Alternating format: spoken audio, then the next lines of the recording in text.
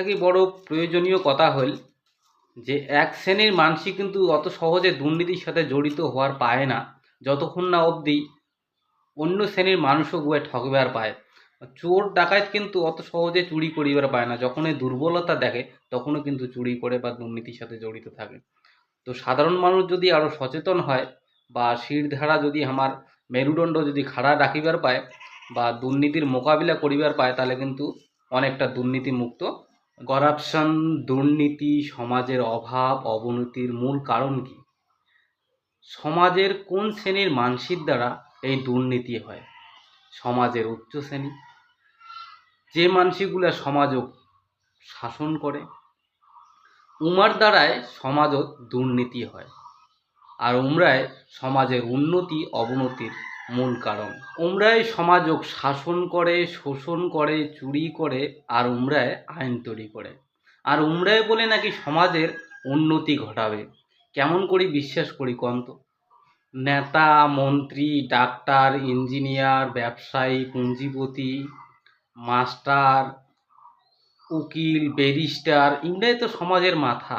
ইমরাই সমাজক শাসন করে আর ইমরাই বেশিরভাগ দুর্নীতির সাথে জড়িত।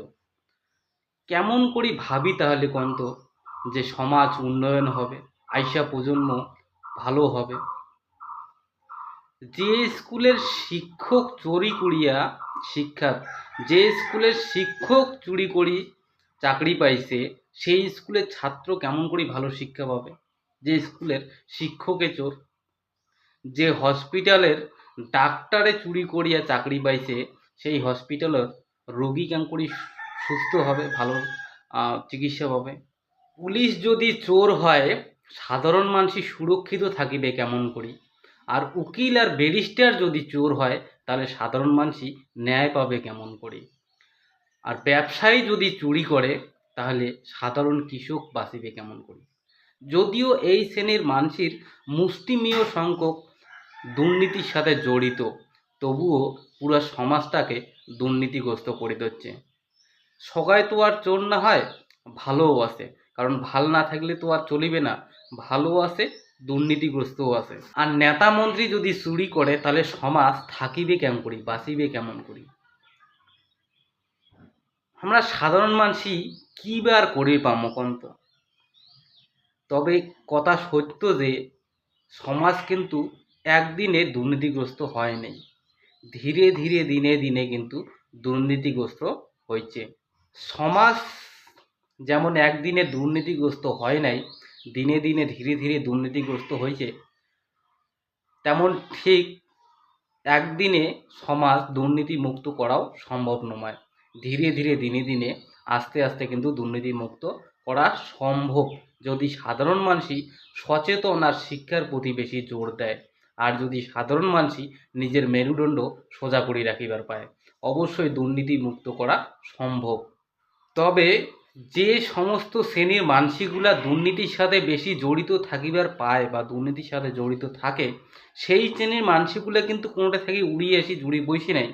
সেই শ্রেণীর মানসিকগুলোও কিন্তু সাধারণ সমাজ থেকে উঠিয়ে আসি যায় অফিসার হয়। তো সাধারণ মানুষই থাকা অবস্থায় যে ভাবনাগুলা সাধারণ মানুষই ভাবে, ঠিক অফিসার হওয়ার পরেও যদি একই রকম ভাবনা মতামত রাখে, তাহলে কিন্তু সমাজ এতটা দুর্নীতিগ্রস্ত হইল না হয়। তো সাধারণ থাকিয়াই কিন্তু যে মানুষই অতি সাধারণ হয়, সাধারণ থাকি যাওয়ার পরে অফিসার হয়। সবাই কিন্তু উড়িয়ে এসে না, কোনো দুর্নীতিমুক্ত লোকও উড়িয়ে এসে না, বা দুর্নীতি জড়িত লোকও কিন্তু কোনোটা থাকি উড়িয়ে এসে না, আমরাও কিন্তু সমাজ থেকে উড়ে যায়। তো সমাজ যদি চায় সাধারণভাবে থাকার সময়ও যে ভাবনাটা ভাবে, একইভাবে যদি ভাবনা ভাবে অফিসার হওয়ার পরেও, তাহলে কিন্তু সমাজে এতটা দুর্নীতি হয় না। সবথেকে বড় প্রয়োজনীয় কথা হল যে এক শ্রেণীর মানুষই কিন্তু অত সহজে দুর্নীতির সাথে জড়িত হওয়ার পায় না যতক্ষণ না অবধি অন্য শ্রেণীর মানুষও গুয়ে ঠকবার পায়। চোর ডাকাত কিন্তু অত সহজে চুরি করিবার পায় না, যখনই দুর্বলতা দেখে তখনও কিন্তু চুরি করে বা দুর্নীতির সাথে জড়িত থাকে। তো সাধারণ মানুষ যদি আরও সচেতন হয় বা শিরধারা যদি আমার মেরুদণ্ড যদি খাড়া রাখিবার পায় বা দুর্নীতির মোকাবিলা করিবার পায়, তাহলে কিন্তু অনেকটা দুর্নীতি আটকা যাবে। তো সব থেকে বড় প্রধান বিষয় হল সাধারণ মানুষের হাতত। সাধারণ মানুষ যদি আরও শিক্ষার প্রতি বা সচেতনতার প্রতি জোর দেয়, অবশ্যই কিন্তু দুর্নীতি রুকা সম্ভব। তো দণ্ডবোধ দর্শক বন্ধুরা, মই ব্রাইট ভবন, মোর কথাগুলা যদি ভাল লাগে তাহলে অবশ্যই ভিডিওগুলা বেশি বেশি করে শেয়ার করে দেন। আর ফেসবুকত যদি দেখি দিচ্ছেন তাহলে পেজটা ফলো করে দেন।